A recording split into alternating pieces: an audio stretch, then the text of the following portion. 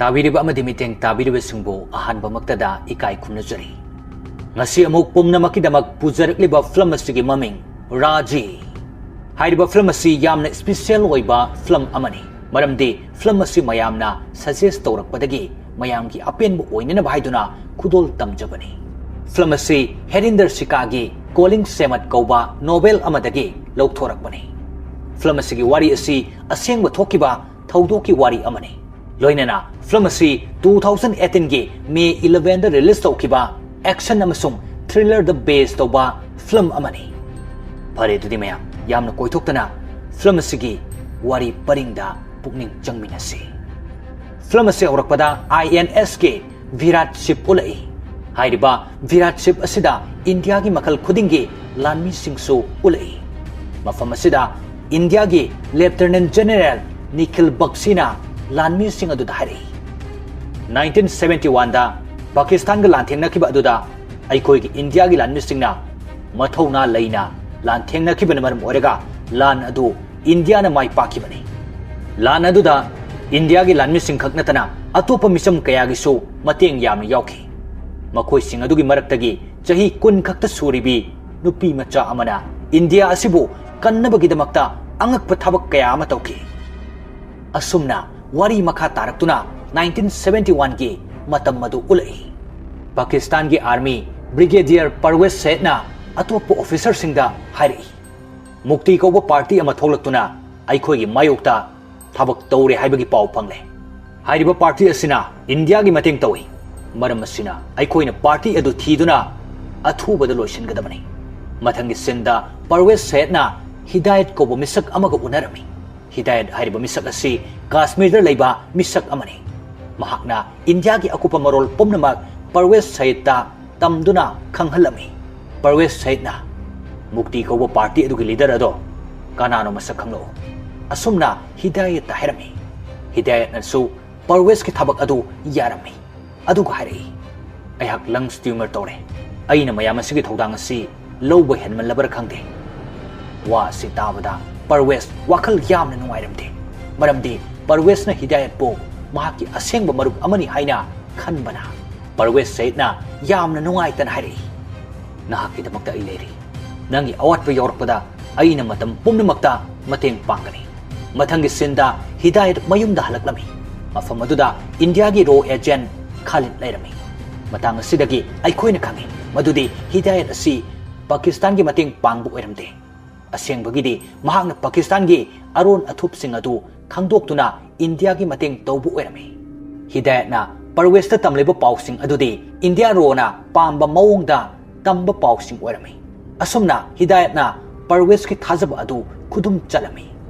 maram asidagi Pakistan gi aron athu pumnamak yamna laina India na khangba ngamlami adubo Hidayat lungs tumor narba misak ama oirakpana thabak asi makha tana tawba ngamlaroi haina khalami Hidayat ki wakhalda Pakistan asobo plan ama tawri haiba chingnarami maram asina Pakistan ki plan sing khangdokpa si tangai pharamde Hidayat na machanupi Semat po Pakistan da agent oina thaba pamlami maduda agent Khalid na yaramde maramdi Semat chahi yamna nauri mahak hausik college kari matau karamna agent oiduna Pakistan da thaga dawribano haiduna Hidayat na hari aigi chanupi bo aina masak mun khangi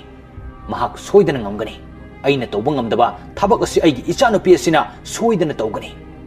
masigi damakta nahakna training tawgadabani mathangi sinda Semat ulai mahak Delhi University da tamlami Semat ki makhongda mingsel matek amana yurami maduda e thoglai e adu uraga mahak yamna kirami aduga mamanabi singda mingsel adu lawthokhalami mamanabi aduga loinana doctor da phone tawnana bahaiduna laklami Semat na doctor singi number khudingmak chinpha purami madu uraga University asigi pion yamna ngaklami Semat ki mamanabi asina nokphet tawduna pion adu dhari Semat ti mana number ama phajana amutang yengkrabadi sukau kaudabani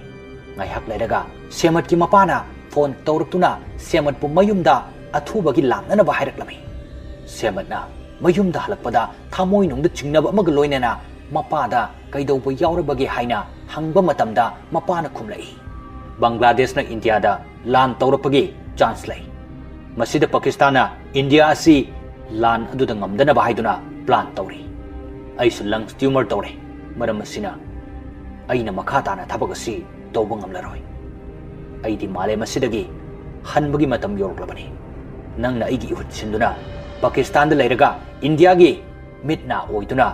ꯄꯥꯀꯤꯁꯇꯥꯟꯒꯤ ꯄ꯭ꯂꯥꯟꯁꯤꯡ ꯈꯪꯗꯣꯔꯛꯎ ꯃꯁꯤ ꯅꯠꯇ꯭ꯔꯕꯗꯤ ꯑꯩꯈꯣꯏ India ꯑꯁꯤ ꯁꯣꯏꯗꯅ ꯈꯨꯗꯣꯡꯊꯤꯔꯒꯅꯤ ꯃꯁꯤ ꯑꯩꯅ ꯄꯥꯝꯗꯦ ꯁꯦꯃꯠꯅ ꯃꯄꯥꯒꯤ ꯊꯃꯣꯏ ꯁꯣꯛꯄ ꯋꯥꯍꯩꯁꯤꯡ ꯇꯥꯔꯒ ꯌꯥꯝꯅ ꯀꯞꯂꯝꯃꯤ ꯁꯦꯃꯠꯀꯤ ꯃꯃꯥꯁꯨ ꯃꯅꯥꯛꯇ ꯐꯝꯗꯨꯅ ꯀꯞꯂꯝꯃꯤ ꯑꯗꯨꯒ ꯍꯥꯏꯔꯛꯏ ꯅꯆꯥꯅꯨꯄꯤꯗ ꯃꯍꯥꯛꯅ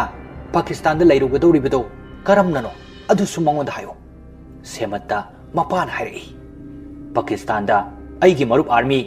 ꯕ꯭ꯔꯤꯒꯦꯗꯤꯌꯔ ꯄꯔꯋꯦꯖ ꯁꯩꯗ ꯀꯧꯕ ꯑꯃ ꯂꯩ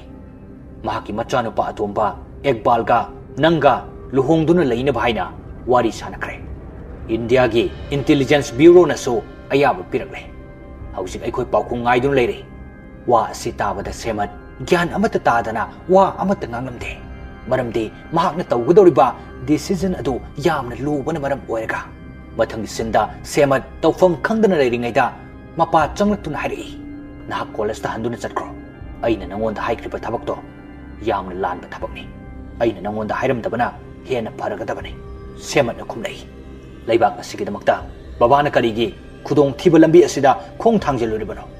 ꯃꯄꯥ ꯑꯗꯨꯅ ꯑꯃꯨꯛ ꯑꯁꯨꯝꯅ ꯍꯥꯏꯔꯛꯏ ꯃꯔꯝꯗꯤ ꯑꯩꯒꯤ ꯕꯕꯥꯅ ꯑꯁꯨꯝꯅ ꯑꯩꯉꯣꯟꯗ ꯇꯥꯛꯄꯤꯔꯝꯕꯒꯤꯅꯤ ꯑꯗꯨꯕꯨ ꯑꯩꯅ ꯑꯃꯨꯛ ꯅꯉꯣꯟꯗ ꯂꯝꯕꯤ ꯑꯁꯤ ꯅꯝꯗꯨꯅ ꯆꯠꯍꯜꯂꯕꯗꯤ ꯑꯩꯒꯤ ꯑꯔꯥꯟꯕ ꯑꯣꯏꯒꯅꯤ ꯁꯦꯃꯠꯅ ꯈꯨꯝꯂꯛꯏ ꯕꯕꯥꯅ ꯑꯩꯕꯨ ꯀꯣꯂꯦꯖꯇ ꯍꯟꯗꯨꯅ ꯆꯠꯈ꯭ꯔꯣ ꯍꯥꯏꯔꯕꯗꯤ ꯑꯩ ꯆꯠꯈꯤꯒꯦ ꯑꯗꯨꯕꯨ ꯑꯩꯒꯤ ꯕꯕꯥꯅ ꯂꯩꯕꯥꯛ ꯑꯁꯤꯒꯤ ꯑꯇꯣꯞꯄꯗ ꯀꯔꯤꯒꯨꯝꯕ ꯑꯃꯠꯇꯅ ꯍꯦꯟꯗꯦ ꯏꯁꯥꯗꯒꯤꯁꯨ ꯍꯦꯟꯅ ꯃꯃꯜ ꯌꯥꯝꯂꯤ ꯍꯥꯏꯕꯗꯣ ꯑꯔꯥꯟꯕ ꯑꯣꯏꯔꯅꯤ ꯋꯥꯍꯩ ꯑꯁꯤ ꯇꯥꯕꯗ ꯍꯤꯗꯥꯌꯠ ꯃꯄꯨꯛꯅꯤꯡ ꯌꯥꯝꯅ ꯅꯨꯡꯁꯤꯖꯔꯝꯃꯤ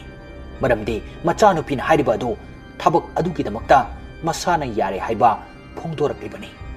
ꯃꯊꯪꯒꯤ ꯁꯤꯟꯗ ꯑꯦꯖꯦꯟꯠ ꯈꯥꯂꯤꯗꯅ ꯇ꯭ꯔꯦꯅꯤꯡ ꯇꯧꯍꯟꯅꯕ ꯍꯥꯏꯗꯨꯅ ꯄꯨꯗꯨꯅ ꯂꯥꯛꯂꯝꯃꯤ ꯃꯐꯝ ꯑꯁꯤꯗ ꯈꯥꯂꯤꯗꯀꯤ ꯑꯦꯁꯤꯁꯇꯦꯟꯠ ꯅꯤꯈꯤꯜ ꯕꯛꯁꯤꯒ ꯊꯦꯡꯅꯔꯝꯃꯤ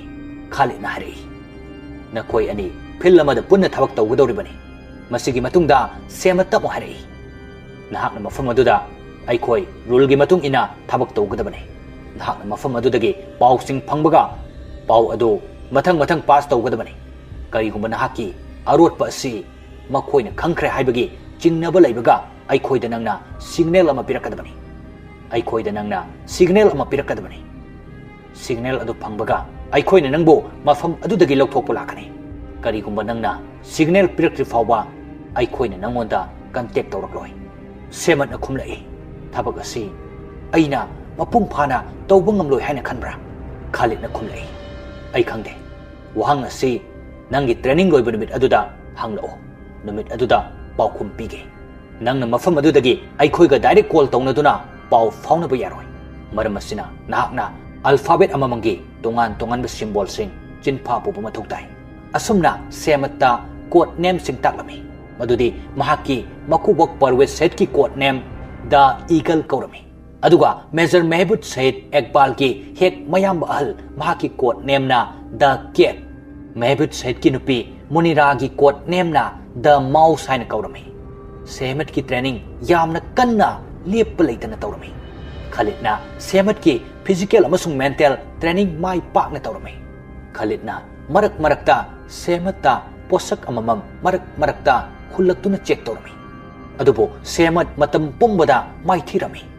ꯑꯦꯖꯦꯟꯠ ꯈꯥꯂꯤꯗꯅ ꯅꯨꯄꯥ ꯑꯃꯒꯤ ꯐꯣꯇꯣꯒ ꯅꯨꯄꯤ ꯑꯃꯒꯤ ꯐꯣꯇꯣꯒ ꯌꯦꯡꯍꯜꯂꯝꯃꯤ ꯅꯨꯄꯥ ꯑꯗꯨꯒꯤ ꯃꯃꯤꯡ ꯀꯕꯤꯔ ꯃꯨꯔꯇꯥꯖꯥ ꯑꯗꯨꯒ ꯅꯨꯄꯤ ꯑꯗꯨꯒꯤ ꯃꯃꯤꯡꯅ ꯄꯂꯥꯕꯤ ꯀꯧꯔꯝꯃꯤ ꯈꯥꯂꯤꯗꯅ ꯍꯥꯏꯔꯛꯏ ꯃꯈꯣꯏ ꯑꯅꯤ ꯑꯁꯤꯒꯅꯤ ꯅꯍꯥꯛꯀ ꯄꯥꯎ ꯐꯥꯎꯅꯒꯗꯧꯔꯤꯕ ꯑꯁꯤ ꯑꯗꯨꯕꯨ ꯅꯍꯥꯛꯅ ꯗꯥꯏꯔꯦꯛ ꯐꯣꯟ ꯇꯧꯔꯛꯄꯗꯤ ꯌꯥꯔꯣꯏ ꯅꯉꯣꯟꯗ ꯄꯤꯒꯗꯧꯔꯤꯕ ꯅꯝꯕꯔ ꯑꯁꯤꯗ ꯅꯪꯅ ꯗꯥꯏꯜ ꯇꯧꯕꯗ ꯔꯤꯡ ꯑꯅꯤꯔꯛ ꯁꯨꯅ ꯆꯠꯄꯒ ꯅꯪꯅ ꯀꯣꯜ ꯑꯗꯨ ꯀꯛꯀꯗꯕꯅꯤ ꯃꯁꯤꯒꯤ ꯃꯇꯨꯡꯗ ꯅꯉꯣꯟꯗ ꯁꯦꯀ꯭ꯌꯨꯔ ꯐꯣꯟꯗꯒꯤ ꯍꯜꯂꯒ ꯀꯣꯜ ꯇꯧꯔꯛꯀꯅꯤ ꯋꯥ ꯑꯁꯤ ꯍꯥꯏꯔꯕ ꯃꯇꯨꯡꯗ ꯈꯥꯂꯤꯗꯅ ꯄꯣꯠꯁꯛ ꯑꯃ ꯄꯨꯊꯣꯔꯛꯇꯨꯅ ꯌꯦꯡꯍꯜꯂꯝꯃꯤ ꯄꯣꯠꯁꯛ ꯑꯁꯤ ꯍꯨ ꯃꯈꯜ ꯑꯃꯅꯤ ꯈꯥꯂꯤꯗꯅ ꯄꯣꯠꯁꯛ ꯑꯗꯨ ꯄꯤꯔꯒ ꯍꯥꯏꯔꯛꯏ ꯅꯍꯥꯛꯀꯤ ꯂꯝꯕꯤꯗ ꯑꯌꯦꯠꯄ ꯌꯥꯎꯔꯛꯂꯕꯗꯤ ꯃꯁꯤꯅ ꯑꯄꯨꯟꯕ ꯂꯝꯕꯤ ꯑꯗꯣ ꯁꯦꯡꯗꯣꯛꯀꯗꯕꯅꯤ ꯋꯥꯍꯩ ꯑꯁꯤ ꯇꯥꯔꯒ ꯁꯦꯃꯠ ꯋꯥꯈꯜꯗ ꯍꯩꯅꯗꯕ ꯑꯃ ꯈꯜꯂꯝꯃꯤ ꯃꯔꯝꯗꯤ ꯃꯍꯥꯛꯅ ꯑꯁꯨꯝꯅ ꯑꯃꯨꯛꯇ ꯈꯟꯈꯤꯗꯕꯅ ꯈꯥꯂꯤꯗꯅ ꯆꯦ ꯑꯃ ꯄꯤꯔꯝꯃꯤ चे अदुदा इमरजेंसी नंबर कया अमा इरमी नंबर सिंग अदु चिनफा पुननब हायरमी सेमतना नंबर सिंग अदु अमुक येंगबदा पुमनमक चिनफा पुरमी मदुदा खालिद नंगलमी अमसुंग थाजरमदे खालिदना टेस्ट तौबदा सेमतना नंबर सिंग अदु अमत्त लांदना चुमना खुमलई खालिदना सेमत की हई सिंग अदु यामना हराउजरमी असुमना सेमत ट्रेनिंग तौदुना मतम खरा हौख्रब मतुंगदा हानदगी हई सिंगबा यामना हेनगलमी मतमगी मतुंग इना प्रॉब्लम सिंग सॉल्व तौरमी नोंगमा सेमतना मफम अमदा चटननब तौरिंगैदा एजेंट खालिदना तुंगलोमदगी लोना लाक्तुना सेमत की मरेंग जुमदा मखुत थंबदा सेमतना खुदक्ता लैमाइदा हाइथालमी थौदोक असिदा खालिद हराउजरमी मरमदी सेमत मिकुप नाहुम सिंगदुना यामना हई सिंगबा मतौ अदुदा मथंगी सिंदा सेमतना खालिदता हाना ममांगदा हाइखिबा वाहंग अदु हंगलई थबक असि अइना तौबा ngamloi हाइना खनब्रा खालिदना खुमलई खनबा नते अइना नंगु थाजै मदुदी थबक असि नाहकना सोइदना तौबा ngamgani हाइना मथंगी सिंदा लुहोंबगी नुमित उलई अहानबो ओइना एकबाल साइड उलई महाक असिगनी सेमत का लुहोंगदौरिबा असि असुमना चटनबीगी मतुंग इन्ना सेमत लुहोंगदुना एकबालगा लोइनना एकबालगी मयुमदा लाक्लमी हाइबदी पाकिस्तानदा मुनिराना सेमत्ता युम अदु येंगंदुना मयाम अदुगा थेंगनाहलमी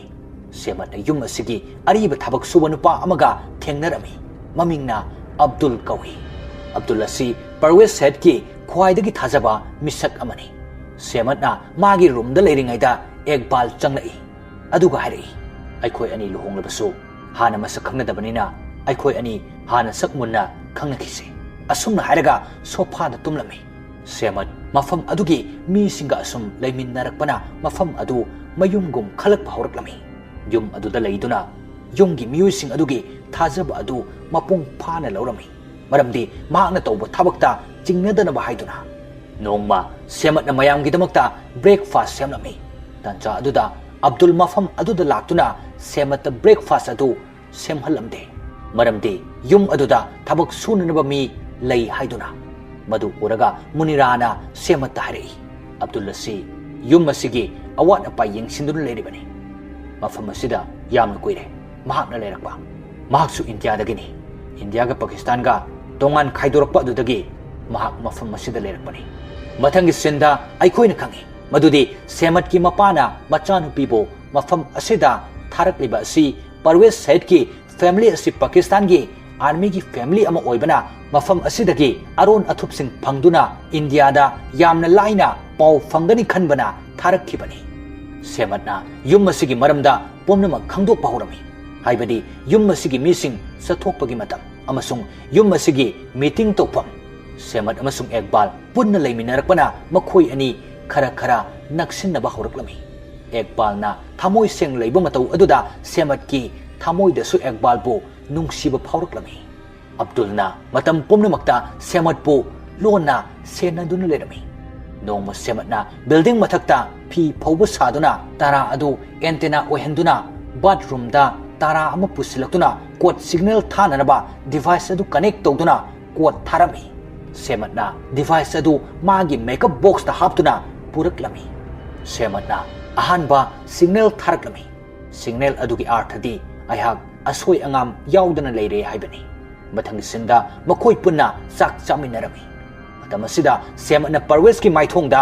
अवाबगी ममी ताबु उरमी परवेजना मथा सारिबा अदुगी मरमदे मागी अतोपदा मेजर जनरल अतोपा अमा हापखिगदौरे हाइननी महाकना मसामक मेजर जनरल ओइबा पांगमी मरमदे अरोन अथुपसिंग महाकना हेना कुपना खंगनबा हाइदुना मथंगी नुमित्ता सेमतना यामना चमना गाड़ी तोंगदुना मार्केट चलमी खरा लाक्नबा मतुंगदा बुरखा उपसिलमी अदुगा इम्तियाज कोबा रिक्शो ड्राइवर अमगी मनाक्ता लाक्लमी इम्तियाज असिसु हाना रोगी एजेंट अमा ओइरमी इम्तियाजना सेमतपो सरवार कोबा लई योनबा नुपा अमगी मनाक्ता पुरमी सरवार असिसु रोगी एजेंट ओइरमी मफम असिदगी सेमतना कबीर मुर्ताजागा वारी सानदुना हाइरई परवेज सैद जनरल ओइबा ngumgadaba mandre masigidamakta aikhoi karigumba ama tawba tangai fade mathanggi sinda parwes saita semat ki mapana khudol mayam ama tharaklami khudol sing adugi marakta parwes sait ki damakta सोल अमसु यावरक्लमी सोल अदुदा करिगुंबा खरा इरक्लमी मदुदे मुक्ति पार्टी अदुगी लैफम केम एड्रेस ओरमी पावसी जेनरल बेद तंबदा जेनरल बेना हराउरमी मरमसिदगी जेनरल बेना परवेज सेडपो मेजर जेनरल ओहलमी मसिमगनी इंडिया रोनसु पामलिबसी मथंगी सिंदा परवेजना माकी ऑफिस रूम अदुगी सो अदु सेमत पीदुना ऑफिस अदु लोनसिनबा हायरमलगा तुम्ब चटकी खुदोंग साबा सिलौदुना सेमतना ऑफिस मनुंग असिदा चंगदुना मफम कयादा माइक्रोफोन सिंग थमलमी मरमदी मफम अदुदा ngangnaba वा पुमनमक ताननबा हायदुना अदुगा सो अदुगी डुप्लीकेट साननबा हायदुना सापोन अमदा सो अदुगी ममी सुलौरमी अदुगा ऑफिस अदु सो लोलमरगा सो अदु परवेस की रूम द पुरक्तुना थमलमी मथंगी नुमिता सेमन युम अदुदगी थोलक्तुना सरवार की मनाक्ता लाक्तुना सापोन अदु पीरगा सो अदु साहलक्तुना सो अदु पूदुना लाकी पाव अमा फंगलमी मदुदी जेनरल बे अदु मफम अमदा चलुबा अदु मयुमदा हलक्ले मरमसिना हाना परवेस की युमदा मीटिंग तौरंबा अदु जेनरल बे की मयुमदा ओइना मीटिंग तौरगनी हाइना हाना पाव फंगलंबा अदु मफम असिदा मीटिंग तौद्रबनिना पाव फंगबा यामना वाना थोक्लमी पुमनमक असि ओइरबसु सेमतना उपाय अमा तौदुना पावसिंग खंगनबा हाइदुना प्लान सिलमी तालक असिदा सेमत की मपा मालेमसी थादोक्तुना चटख्रे हाइना पाव फंगलमी मरम असिदगी सेमत अमसुं एकबाल इंडिया दा लाक्तुना मपागी अरोइबा मथौ मंगम पांगथोकपा यावरमी सेमतना मपागी पामजबा अदुगिदमक्ता अवाबा अदु थामोय नुंगदा चेना फुमदुना पाकिस्तान दा अमुक हंदुना लाखी सेमतना निंगमदना लेरिङैदा एकबालना खोंजी अनि पुदुना लाक्लमी अदुगा खोंजी अदु सेमत पीदुना हाइरई खोंजी असि अइगी इमागी खोंजीनी अइना मसि नंगोंदा पीबा पामी नाहक कैदौनुंगदा नाइतोम तारे हाइना खनगनो मतम पुमनमक्ता अइना नंगीदमक्ता लेपकनी असुमना हाइरमलगा थोके तौबदा सेमना खामदुना हाइरई अयहाक नाइतोम तारे अइबु थादोक्तुना चटखिगनो वाही असि ताबदा एकबालसु मफम अदुदगी चटपा ngamlamde हाइनबा लei मदुदे नाइतोम तारबा पुंसी अमगी लंबीदा खुसमलकपा मिसक अदो कैदौनुंगदा कावबा ngamde हाइना अदुगा मिसक अदुगा पुन्ना लैबदा अवाबा पुमनमक अदुसु कावी हाइनै असुमना सेमत अमसुंग एकबालगी मिटफम होंगनदबा मित्यंगदगी नुंगसिगी लंबीदा पुन्ना खुजिंग पालोइनना चटमिन्नरमी मथंगी नुमित्ता सेमतना मुनिरागी मनाक्ता लाक्पदा अतोप्पा नुपीसिंगसु लेरमी मुनिराना सेमत्ता हाइरई मखोय पुमनमक असि आर्मी स्कूल की ओजासिंगनी स्कूल असigi फंक्शन अमा तौगदौरी अइसु मखोयगी अंगम्बा मतेंग पांगदुन लाई सेमतना खुमलई अइसु सरुक याके अंगांगसिंगदा अइ इसै तंबिगे असुमना सेमतना अंगांग 15 इसै तंबिनबा हाइदुना खलमी अंगांग 15 अदुगी मनुंगदा जेनरल बेगे मचानुपा जेन बेग सु यावरमी सेमतना लेबाक निंगबा इसै तंबिरमी अदुदा जेन बेग इसै निंगथीना सकबा हाइरमते सेमतना अंगांग खनबा अदुदा जेन बेग पु खलिबा अदु माकी प्लान की मतुंग इना खलिबनी असुमना सेमतना जेन बेग पु इसै तंबिबगी नमादा जेनरल बेग के मयुम अदुदा लाकपा होरमी सेमतना जेनरल बेग की युम अदुदा कना कना लाई हाइबा अमसुंग युम अदुगी मरमदा कुपना थिदोक्तुना नोंगमा जेनरल बेग की ऑफिस अदुदा चंगलक्तुना चेक तौबदा रेड कलर की फाइल अमा थेंगनरमी फाइल अदु हांगदोक्तुना येंगबदा सबमेरिन सिंग येक्लमी अदुगा इंडिया की फ्लैग येक्प थेंगनरमी मदु उरगा सेमतना खले मदुदे पाकिस्तान इंडिया दा अचौबा प्लान अमा तौरे हाइबा मरमसिना सेमतना पाव असि इंडिया दा खंगलक्लमी इंडिया दा ऑफिसर सिंग फमिनदुना पाव असिगी मतांगदा खन्नरमी एजेंट खलिदना हाइरई पाकिस्तान इसिंगी लंबीदगी सोइदना लंदारकपगी खुदोंचाबा लei मरमसिना अखोइना हाना मसिगी मरमदा करिगुंबा खरा थौरांग तौबा मथौ ताई अतोप्पा सिंदा अब्दुलना एकबाल के मनाक्ता लाक्तुना हाइरई परवेज सरना ngaidun लेरे खरे थुना लाउ हाइरई असुमना मखोइ सिंग अदु यामना मरु ओइबा मीटिंग अमगी दमक्ता चटनखी तांजा सिदा सेमतना रेड कलर की फाइल अदु पुथोरक्तुना इन्फॉर्मेशन सिंग अदु कोड सिग्नल दा ट्रांसफर तौदुना पुमनमक थारमी तांजा सिदा ऑफिसर अमना अब्दुल द रेड कलर की फाइल अदु पुरकना हाइरमी अब्दुलना फाइल अदु लौबु ऑफिस दा लागलमी अदुबो फाइल अदु लेरमदे अब्दुलना फाइल अदु कोइथी थिरमी सेमटना फाइल अदु पुदुना ऑफिस तमना लाकपदा परवेज थोलकलमी सेमटना फाइल अदु टेबल द थमलमी मदुदा परवेजना फाइल अदु टेबल अदुदगी पुदुना चटकी सेमटना बाथरूम अदुदा लाकपदा अब्दुल लेरमी अब्दुलना डिवाइस अदु ओखिदुना सेमट की अरुणब पुमनम खंगमी मरम असिदगी अब्दुलना पाव असि तमनना बाहायदुना परवेज सेट की मीटिंग तौफम तमना चेलकलमी सेमटना अब्दुल की मतुंगदा तानरकलमी लंबीदा सेमटना जिप अमा थेंगनरमी महाकना जिप अदुदा काकतुना थौरकलमी उपाय मत लेत्रबदा सेमटना ममित मपी सिंथदुना इंडिया की खलगा अब्दुल बो जिप अदुन थोममी थौदोक असिगी मतुंगदा सेमटना हलकलगा कबीर मुर्ताजादा पाव असि तमलमी सेमट थौदोक असिन मरम ओरगा मी पाइबगा लोइनना यामना नुंगाइतना अहिंग अदु यामना कपलमी अब्दुल अदु जिपना थोंबा अदुदा सिरमदे हॉस्पिटल दा लाइकन अदुना लेरमी अदुगा परवेज सैदपो कौरकनबा असोमदना खालिद अमसुंग निखिल बक्सिना सेमटना थारकिबा कोट अदु इथोक्तुना येंगबदा खंगबा ngamlami मदुदी पाकिस्तानना इसिंगी लंबीदगी इंडियादा लांदानबा प्लान तौरी अदुगा इंडिया की विक्रम शिप अदुसु अटैक तौननबा प्लान तौरी हाइबा मथंगी सिंदा हॉस्पिटल दा मेजर महबूब अब्दुल की मनाक्ता लागलमी अदुबो अब्दुल न पाव अदु तमननबा कन्न होनरमी अदुबो पाव करी अमता तंबा ngamlamde नाकल अमदा खालिदना सेमटना पिरक पाव अदु नेवी ऑफिसर दा खंगहलमी मदुदा ऑफिसर अदुना हरई अखोइद इन्फॉर्मेशन अमता फंगद्री मरम असिना नंगना हारिबा पाव अदो अरानबो ओरमसु याय हाना पाव अदु कंफर्म तौको नत्रबदी अखोइना हाने एक्शन लौरुबा हेक्ते यारोय मथंगी सिंदा अब्दुल पाव अदु तमलमदना सीकी थौदोक असिदगी मेजर महबूब यामना नुंगाइरमदे महाकना खले मदुदी अब्दुल असि मतौ करमना सिरिबनो महाकना सिरिबा असिगी अचौबा मरम अमा सोइदना लेरमगनी हाइना अब्दुल की मसादगी पोसक अमा फंगलमी पोसक अदु सेमटना उवदा यामना किरमी मरमदी डिवाइस अदुगी पार्ट अमा ओइबना असेंगबा अदु खंगलकलद्रा हाइदुना मेजर महबूबना मसिगी मरमदा कुपना थिगतपा हौरई मसिदा सेमट की लंबीदा अयेतपो ओइरकलमी मरम असिना सेमटना पाव असि कबीर मुर्ताजादा तमलमी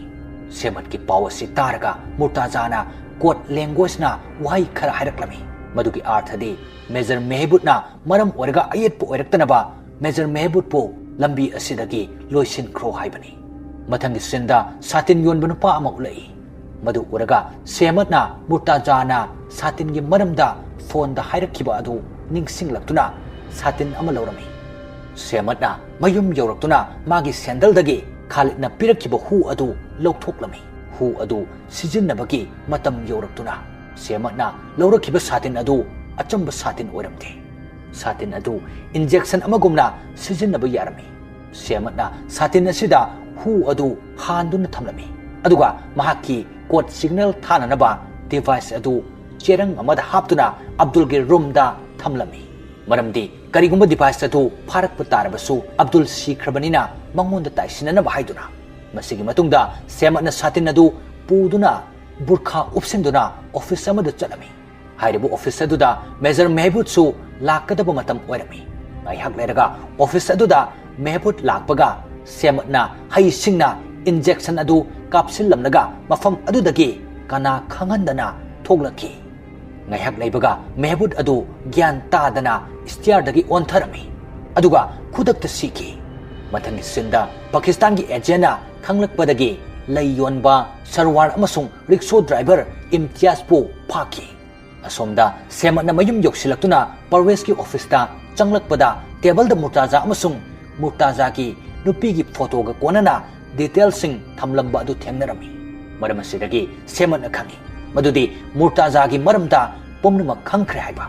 मथंगी सिंदा सेमटना अमुक थोगलक्तुना मिसक अमग उनरमी मिसक अदुदा खालिद का पाव फाउननबा सिनबियु हाइन हाइरमी मदुदा मिसक अदुन हाइरई हौसिंग मतम यामन फत्रे पाव फाउनबगा मखोइन हेक्ता खंगलदुना फाबा लागे पाकिस्तान सोइदना लान तौरगनी अतोप सिंदा मुर्ताजासु पाकिस्तान की लानमिसिंगना फादुना पुरमी असमना लंबी पुमनमक खुदोंग थिबा हाइबदु ओरमी पाव मता फाउनबा ngamlamde मरम असिदगी खालिदना पाकिस्तान दगी सेमटपु लौथोरकनबा हाइदुना ऑर्डर तौरमी मथंगी सिंदा पाकिस्तान की एजेंट सिंग अदु अहिंगी मतमता सेमट की मयुमदा लाक्लमी मदु उबदा सेमट कीबना तौफम अमत खंगलमदे महाकी वाखलदा महाकना तंगाई फदना तौखिबा थौदोक अदुसु निंगसिंगदुना यामना कपलमी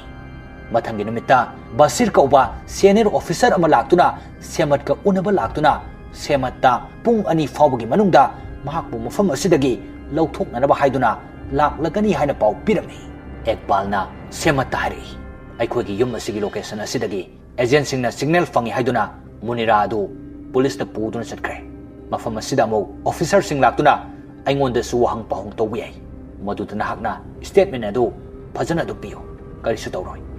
मथंगी सिंदा सेमत नुपी अमगी मनाक्ता लाक्तुना मुनिराबु पुलिस स्टेशन दगी थादोक हन्नबा हाइदुना हाइजरमी असोमदना पुलिस सिंगना चेक तौबदा अब्दुल गी रूम दगी डिवाइस अदु फंगमी मरम असिदगी अब्दुल द पुमनमक अदुना चिंगनरमी मतम असिदा एकबाल सु मफम अदुदा लैरमी पुमनमक असि उरगा एकबाल यामना ngakलमी मरमदी अब्दुल हानदगी युम असिदा मयुम सकना लैरिबनी अदुगा थबक असि करमना तौरमलिबनो हाइना एकबाल खांग नमदना यामना चाकना कपलमी गायक लेरगा सेमतना मयुमदा हलकपदा एकबाल की पर्स अमसुंग नोंमै लेरंबा अदुदा एकबाल सु युम असिदा हलक्तुना लई हाइबा खंगलमी तंजा अदुदा सेमना पर्स अदुदा मागी खोंजी की अतत्प सरुक मचा अमा फंगलमी खोंजी असि एकबालना सेमता हाना पीखिबा खोंजी अदुनी मसिदगी अइखोइना खंगबा ngami मदुदी एकबालना असिंगबा पुमनमक अदु खंगलमी एकबालना खोंजी की तलौब सरुक अदु अब्दुल की रूम अदुदगी फंगलकबा अदुदा मसिना मरम ओरगा एकबालना निंगमदना कपखिबनी महाकना थमोय सेंगना नुंगसिजबी महाक अदु अतोप लमगी वा तमथोक तमसिन ओइरंबा अदुदा एकबालना बाथरूम दगी थोलकबदा सेमतना एकबाल के नोंमै अदु पाइदुन एकबालदा एम तौदुन लेरमी सेमतनसु मागी खोंजी की अतत्प सरुक अदु एकबालना फंगलकबा अदुदा मागी मरमदा एकबालना पुमनमक खंखरे हाइबा हाना खंगलमी मरम असिना एकबालदा नोंमै अदु तंगदुन लेरमलिबनी मखोय अनिमक मिटलुदगी पिरांग सिंथना उपाय अमत लेतना येंगनदुना लेपलमी मरमदी मखोय अनिमक अमना अमबु थमोय सेंगना नुंगसिनरंबना असेंगबा अदु खंगनरकलबा मतुंग असिददी फना नुंगसिनरबसु येकनबो ओइरमी एकबालना ममित्ता मपि सिंथना तनिकलबा खोंजेलना यामना चाकना हंगलई अइखोय अनिगी हौखिबा मरी अदो असेंबरा नत्रगा सासिनबरा सेमत्सु एकबालबु थमोय सेंगना नुंगसिजबना ममित्तगी पिरांग लेप्तना सिंथरई अदुगा कपना कपना खुमलई अहिना असेंबा पाकुम पीरबसु नंगनदी अइबो थाजररोय अदुबो असेंबदी अइगी ओइनदी पुमनमक्तगी अइगी लेबाक इंडियादगी हेना ममल लेबा करी अमत लेते एकबालना अमु अइना नंगबो थमोय सेंगना नुंगसिजखिबनी असुमना हायरगा संगसिलकबा होबदा सेमतना उनरुबी नुपी अदुगी मचानुपा अंगांग अमा सेनसिलकनमी प्लान असि सेमतना हाना सिंदुना अंगांग अदु मफम असिदा लाखनबनी सेमतना अंगांग अदु पुदुना गाड़ी तोंगदुना चटखी एकबालना पाव असि मपागी मनाक्ता लाक्तुना तमलमी मरम असिदगी पाकिस्तान की फोर्स खुदिंगमक सेमतपु फाननबा हाइदुना थौरांग तौरमी अतोप सिन अमदा खालिदना एजेंट सिंग लोइनदुना मिटोप सारगा पाकिस्तान की मफम अमदा लाक्तुना लेरमी मरमदी महान मफम असिदगी सेमतपु कंदुना इंडिया द पुननबा हाइदुना सेमतसु मफम अदु यौसिलकलमी मदुदा एकबालसु लाक्तुना सेमत की ममांगदा लेप्तुना सेमतपु फानबा हाइदुना लेरमी मदु उरगा एजेंट खालिदना उपाय अमत लेररोय मरम असिना सेमतपु हाटख्रो हाइना ऑर्डर तौरमी मरमदी सेमत फाख्रबदी अरोनबा पुमनमक खंख्रगनी हाइना एजेंट अमना बोम पोखाई हंदुना सेमत अमसुंग एकबाल मफम अदुदा सिरमी थौदोक असि एजेंट खालिदना यामना नुंगाइरमदे अदुबो मसिगी अतोपदा उपाय अमत लेतबना तंगाई फदना थबक असि तौखिबनी मथंगी सिंदा एजेंट खालिद अमसुंग अतोप एजेंट सिंग अदु इंडिया दा हन्ननबा हाइदुना सेम सारिङैदा थोंग अदु थिलकलमी एजेंट खालिदना थोंग अदु हांगदुना येंगबदा सेमत लेप्तुना लेरमी मतंग असिदगी अइखोइना खंगी मदुदी सेमतना दुकान अमदा चतुना नुपी अमगा ड्रेस ओंथोकनदुना सेमत सादुना नुपी अदु चलनख्रगा सेमतना लोना अतोप लंबीदगी लाक्तुना थौदोक अदुसु महाकना उरमी हारिबा थौदोक अदुदा महाकी मपुरोबे एकबालसु सिखिबदु उरमी सेमतना कपतुना खालिद हारि अइखोइगी प्लानदा एकबालबो हाटपगी याउदे अदुगा करिगी महाकु हालिबनो नाहकना इबुसु हानब करी ऑर्डर तौरीबनो अईगी महत्ता करीसु लांजद्रबी नुपी अदु सीख्रे खालिदना खुमलई अतोप नुपी अदो नंगना प्लान तौदुन थारक्किबनी मदो नंगी नराने वाही असी तारगा सेमतना यामना चाकना हाइरई अईगी पुंसी असी नाहकिदमक्ता कथोख्रबनी अदुगा नाहक अईबो हाननब हाइदुना तौरीबा खालिदना अमुक खुमलई लाल हाइबा सिदी मसी ngaktani masida chamjarba thawai kayasu mangnaribani लाल हाइबसिना अतोंब करी अमत पीदे सेमतना कप्तुना अमुक हाइरई अईसु नखोइगुमना ओंद्रिङैदा युमदा थिनबियु अई युमदा हलगनी मथंगी सिंदा सेमत इंडिया यौरक्तुना लेरमी मदुदा सेमत प्रेग्नेंट ओइरे हाइबसु खंगलमी सेमतना अंगांग असि लौथोख्रसि हाइब यारमदे महाना मसाबो मालेम असिदा सोइदना मिकअप थोगनगनी हाइना लेपलमी मथंगी सिंदा अमुक इंडिया की आर्मी ऑफिसर सिंगना कंफर्म तौरमी मदुदी पाकिस्तान की गाजी सिपना इंडिया की विक्रम सिपता अटैक तौरकनब प्लान तौरे हाइबा